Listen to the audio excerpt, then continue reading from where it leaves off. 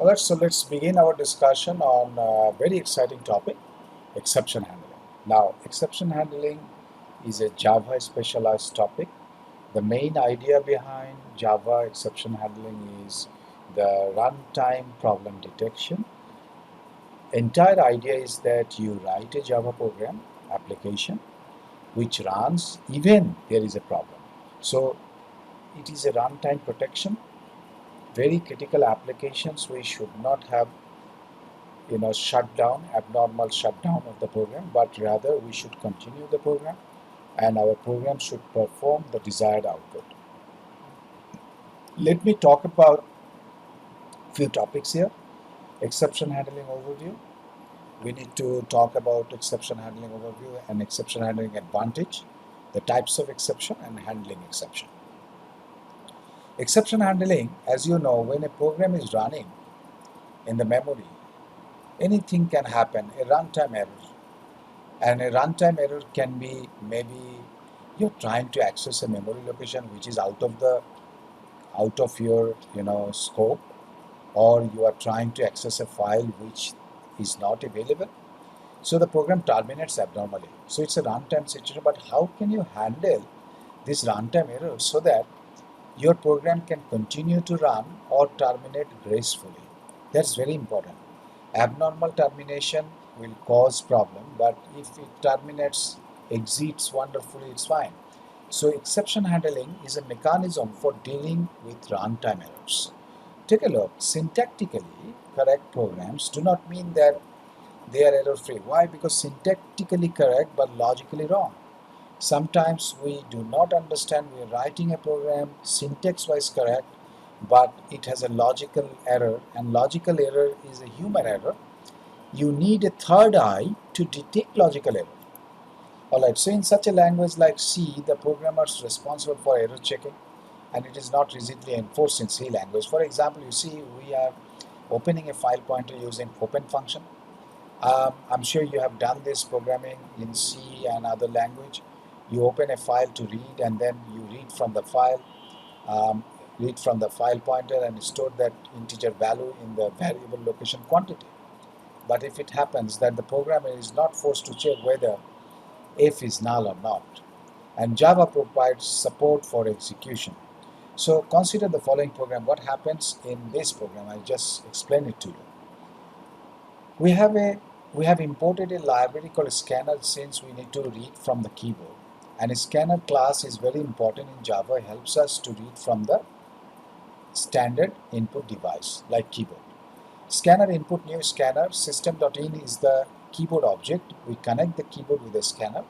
Then I display message enter to integer, and we are actually entering the input from the keyboard. We store that first one in number one input.nextInt.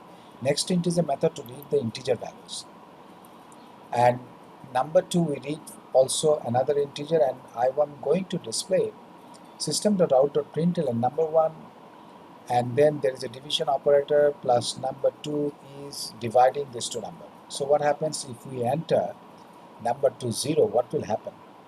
Okay, you cannot divide a number by 0, and it is a error. But this error is happening when the program is running. When you are giving an input number to 0, then automatically you are trying to divide a number by 0, and it is an error message. What error message? Java provides you java.lang.arithmetic exception. Every class, exception class in Java ends with exception. You can write your exception class. You have to follow the same convention that your class name, then exception is the exception class. It says that divide by 0.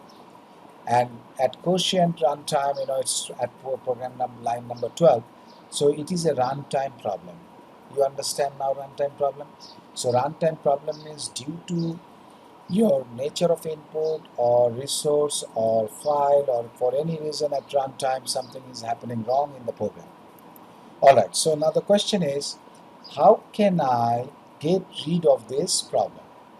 One is that I can check. For example, you see here I again read two number and again check it. If the number is not equal to 0, that means number 2 must not be 0, then we actually go into print line, otherwise we say divisor cannot be 0.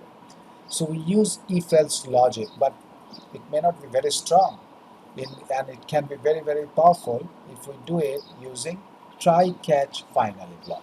So I'm now talking about how do we handle exception in Java. We use try, catch, and finally block. Remember, try, catch, finally is also in C++ the same.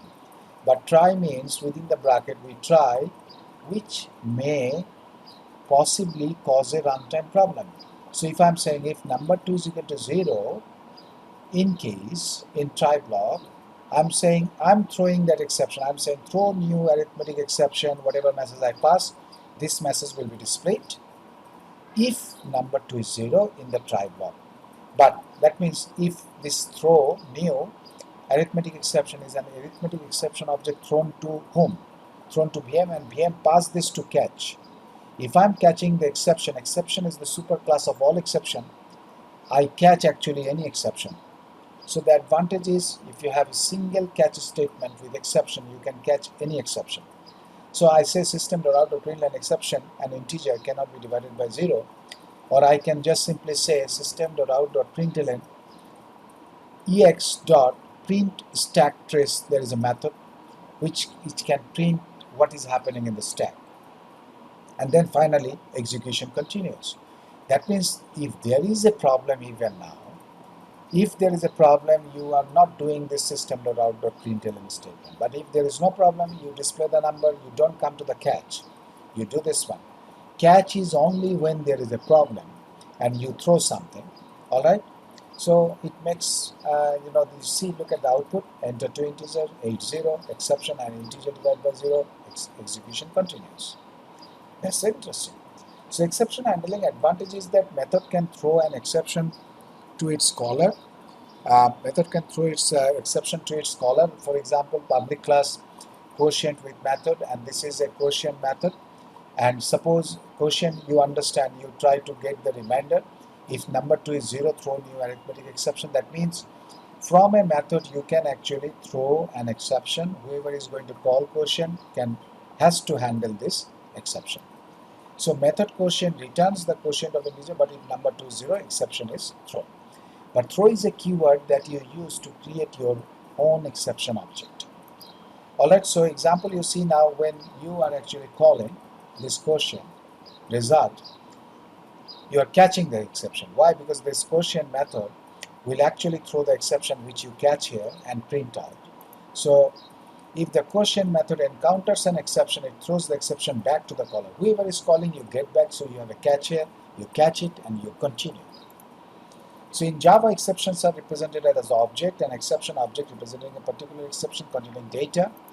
And when an exception occurs, an exception object created and thrown to the calling method. Whoever is calling, you get it. And this calling method has to choose the catch for the exception or throw the exception to the another calling method. So like here, I'm saying try, code to try, throw an exception, more code to try, and you're catching the exception, and then go on. This is the try block, and this is the catch block. You can have multiple catch, but please remember, if you are catching this exception, you are catching exception class means this is the topmost. Don't catch anything below. Why? I'm saying suppose if you have to catch arithmetic exception, you catch first, but then finally exception. If you catch exception first, you cannot catch arithmetic exception. Alright, so you can see the types of exception. Throwable exception is divided into two, error and exception class. And this is actually exception class hierarchy. There are many more. It's very enjoyable. Enjoy this exception handling and programming, and it's fantastic, powerful. So java.lang.error exception, these are serious errors which caused by Java system. Exceptions, there are many examples of exception objects for each and every programming, like no class definition found, out of memory error, and interestingly, these are all class name. That's why you see such a big class name, no class definition found error, no out of memory error, and so on. Runtime exception is a subclass of exception, and all runtime exceptions are actually classified here. And that's also enjoy computing.